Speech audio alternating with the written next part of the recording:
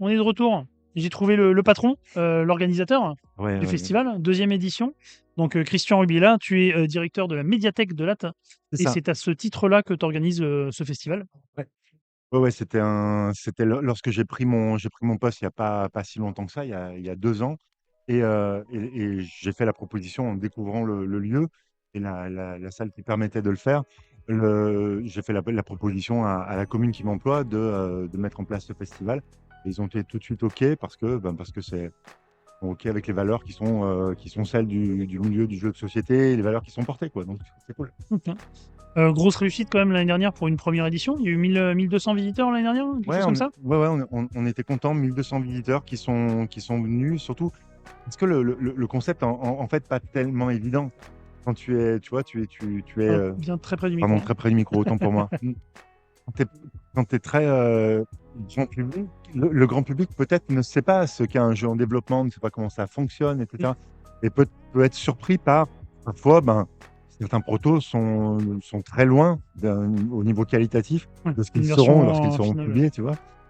Donc c'est vrai qu'il y a ce côté un peu étrange, mais avec toujours l'assurance, et c'est ça le truc du festival, l'assurance de revoir ce proto, de le revoir, de le rejouer. Et d'ailleurs, là, la boutique a bien mis en valeur tous les jeux qui ont été testés l'an dernier ici et qui maintenant sont dans les rayons des boutiques. La boutique, La boutique, Barracage la Shop, baraque à jeux, qui est ouais, à qui a Latte latte. aussi, du coup, Exactement. ça tombe bien. Ouais, ouais, ça tombe Effectivement, bien. donc à tout son rayonnage avec les jeux qui vendent normalement, quoi. Ouais. Du coup, tout a un truc à part pour mettre en avant les jeux qui étaient présentés l'année dernière, qui sont sortis depuis, et les jeux des auteurs et éditeurs présents sur place, ouais, qui sont mis Ouais. en avant.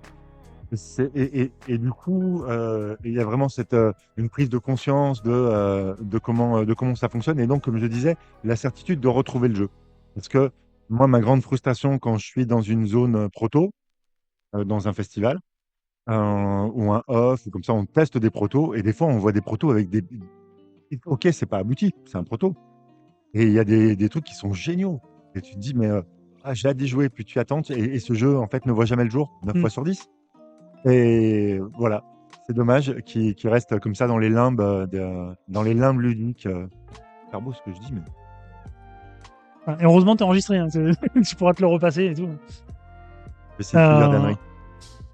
donc cette année, donc même format, Ouais. donc c'est au même endroit. Il y a des petites nouveautés, notamment l'Escape, donc la brigade du jeu qu'on Ouais, a vu ce matin avec Benoît qui est venu parler un petit peu de la proposition. ouais, ok, il est venu Euh, expliquer, super. voilà. Une, La boutique était déjà l'année dernière qui est là. une expo, Les auteurs, ah oui, l'expo, on n'en a pas parlé encore. Je disais donc les auteurs qui là cette année défilent sur le live. Et donc ouais, il y a une expo hommage à Juan Rodriguez pour les poilus parce que voilà. c'est les 10 ans du jeu cette année, quoi. C'est les 10 ans de la sortie du jeu. Et il se trouve que malheureusement, c'est aussi une commémoration 2015-2025 avec Tinous qui faisait les illustrations du jeu. C'est une commémoration triste en même temps et Ouais. en même temps que l'anniversaire. Et c'est voilà, on a cette exposition que Juan nous prête gentiment et qui a déjà été montrée au Festival de Cannes, qui a été montrée, je ne veux pas dire de bêtises, mais il me semble sur Partenay aussi.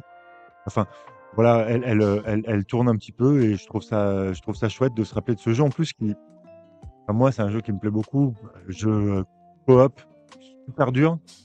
Du coup, qui colle à une certaine réalité et qui est vraiment, mais qui est plus du tout, 10 ans après, plus du tout dans les canons de ce qui se fait. De ce qu'ils attendent aujourd'hui, Tu ouais, vois? ok, Ouais. du marché. Ouais. Là, maintenant, tu as un jeu comme les poilus qui arrivent chez un. Enfin, moi, c'est un avis, mais qu'est-ce que c'est que ce truc?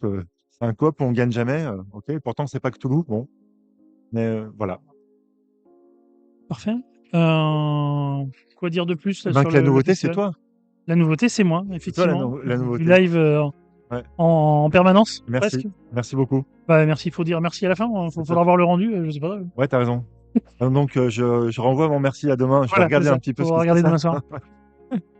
Euh, donc oui, ça fait partie aussi des nouveautés. Donc l'année dernière, il y avait Marie Giordana qui était venue, qui faisait de la communication sur le festival, Ouais. mais plutôt orientée réseaux sociaux. Je t'avais proposé effectivement si je pouvais aider en quelque chose que je pouvais aider. C'est avéré que ce que je sais faire là depuis quelques temps, et du live, donc c'est ce que j'ai proposé. J'en profite pour remercier encore une fois Damis Aménagement qui a livré la table qui sert de support au live. Donc ça fait une belle présence dans la salle aussi, quoi. Et puis merci à toi de m'accorder ta confiance pour l'image du festival aussi, quoi. C'est la moindre des choses, puis surtout c'est top ce que tu fais, ça met en valeur les gens qui sont ici, tu prends le temps de discuter avec eux, c'est génial. Pour l'instant, j'ai des bons retours, mais des gens qui sont venus. Alors, soit tout le monde est. Ouais. Ose pas me dire que je fais de la merde, mais on verra demain. Je regarderai. Pour toi, plus particulièrement, parce que tu n'es pas que directeur de médiathèque et organisateur de festival, tu es aussi auteur de jeux. Tu en as quelques-uns à ton actif. Ouais. Crack 29, le plus récent. Crack 29, le plus récent, Trax, Crazy Story, ouais.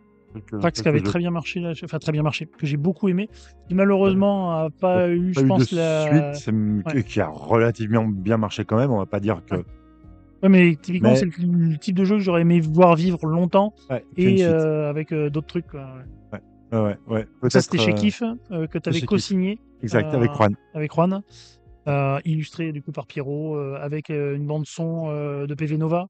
Ouais, avec et des acteurs et tout, plein d'acteurs. Et puis, c'était c'est un sacré projet. C'est un gros projet. Ouais, c'était un gros projet parce que je veux pas dire de bêtises, mais il me semble qu'on était en tout, quand on a compté, on était 17 à bosser dessus. Et donc, ce qui est pas, c'est pas dans les standards D'un jeu de société, de se foutre à 17 en équipe pour travailler dessus. Voilà, c'était un gros projet, c'était chouette. Et après, sur Track qui est sorti l'an dernier, juste avant le festival de l'an dernier, qui était sorti, que j'avais fait avec Charlec. Et là, l'année prochaine, en théorie, si tout va bien, on croise les doigts, un jeu qui s'appelle, pour l'instant, il a un titre de travail, qui s'appelle Rent a Card. Et c'est un jeu que j'ai fait avec Yves Hirschfeld. Ok. Un jeu qui avait été présenté l'année dernière sur le festival, il avait un peu tourné. Ouais. Qui est représenté cette année. Oui. Donc il n'est pas là et toi tu es occupé d'autres choses, donc il y a d'autres personnes qui le font jouer, mais il est jouable sur le salon. Oui. Tu nous le montres? Tu le mets au milieu? Oui, je vous montre rapidement de quoi il s'agit dans le... Hop. Ah, attends, j'ai laissé mon truc d'avant. Poc. On a refait la pub de Maroc, j'avais laissé ma page. Ok. C'est bon, on voit tes cartes. Donc là, c'est un jeu qui se joue de... Hop, je me mets près du micro pour qu'on m'entende.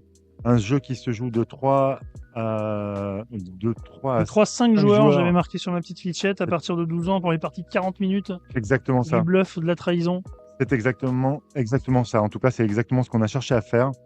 Un jeu dans lequel on va avoir des petits sous-box avec des positions. 1, 2, 3. Chacun a un petit tas de jetons de poker. C'est un jeu qui est un dérivé de poker. D'accord ?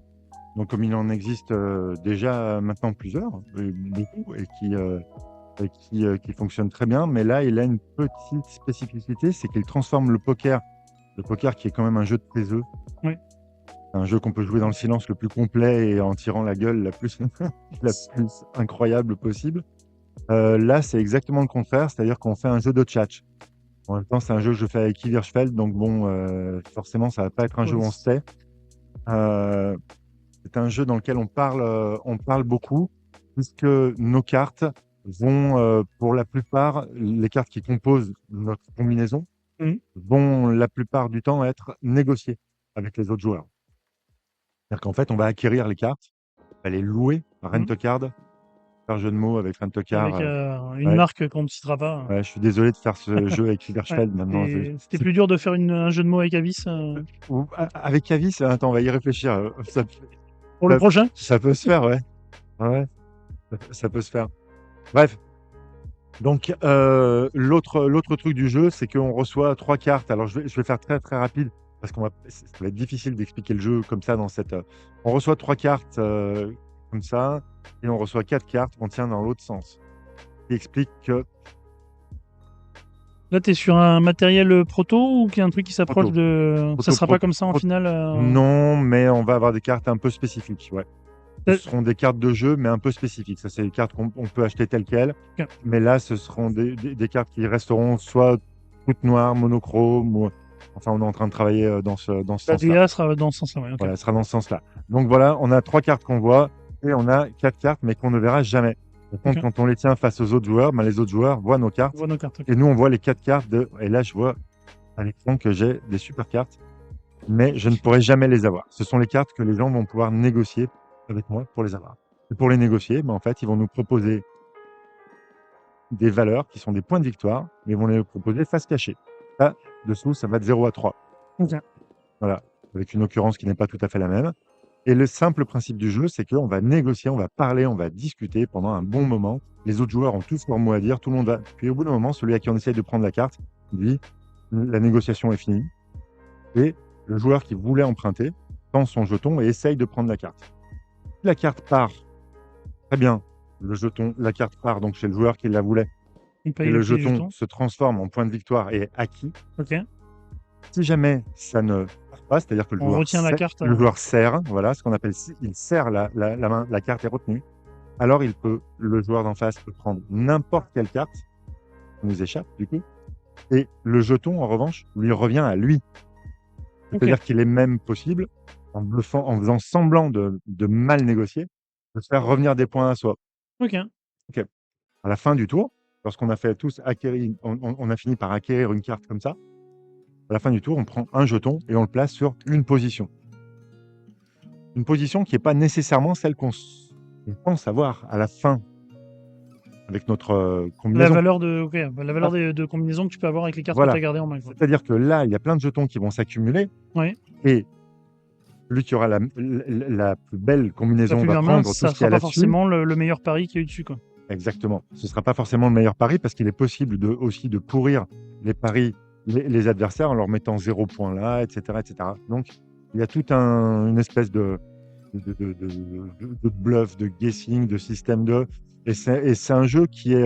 ce qui est amusant, c'est qu'il y a une courbe de progression dans le sens où vraiment, quand tu joues au bout d'un moment, tu maîtrises à peu près tous les bluffs que tu peux faire avec. Et là, écoute, si tu veux, après, on fait une partie et essaye de gagner contre moi. Ouais, j'y crois pas trop. J'avais joué l'année dernière et j'avais été très très mauvais. Tu as joué ? Oui, j'avais joué l'année dernière. Okay. On avait joué à 3, je crois. Et non, j'avais été très très mauvais. Mais c'est rejoué. Donc ça, tu as prévu pour quand, tu m'as dit ? Ça, c'est prévu pour l'an prochain. C'est en développement chez Cyril Blondel, chez Flipflap. Ok. Parfait. Est-ce que tu as d'autres projets à venir Oui, j'ai d'autres projets avec Yves, mais alors ceux-là, j'en parlerai qu'en présence de Yves parce que il n'y a que lui qui sait pitcher le jeu, qui arrive à le vendre. Il bafouille suffisamment pour que le pitch soit drôle. Ok. Sinon, c'est moins vendeur. C'est fait trop sérieux et du coup, c'est moins bien. C'est ça.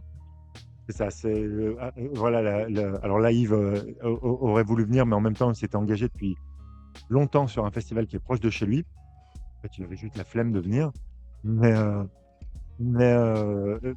voilà, il reviendra, j'imagine, l'an prochain pour montrer des nouveaux jeux parce que c'est vraiment quelqu'un qu'on adore avoir parce qu'il a une présence et une telle pièce et tous les auteurs et le public qui connaissent Yves sont toujours fans de lui. C'est un plaisir de travailler avec lui. Donc la salle se remplit un peu en cet après-midi. Là. Le public arrive. Ouais. Qu'est-ce que tu espères du festival cette année de faire au moins autant de visites que l'année dernière T'as un chiffre en tête, un objectif Alors, le truc, c'est comme on n'est pas une association, comme on n'est pas, c'est pas une entreprise à qui on délègue, c'est nous, en tant que service public, qui faisons ce festival et cette proposition, on n'est pas tenu par des chiffres. Okay. C'est-à-dire que les résultats cette année, pour une raison qui nous échappe, il fait beau, ou j'en sais rien, pour plein de raisons X ou Y, il y a moins de personnes que l'an dernier, ça ne remet pas forcément en question la tenue du festival l'année d'après.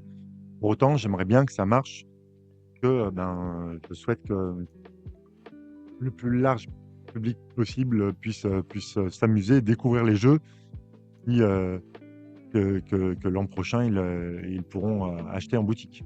Et surtout, les auteurs aussi attendent du public des retours, tu sais, ce feedback super important. Ce que disait Charlène juste avant, c'est que c'est important de faire jouer les jeux en festival. Là, c'est un festival qui est fait pour ça. Les gens viennent pour tester du proto, alors même si là c'est déjà signé, quoi.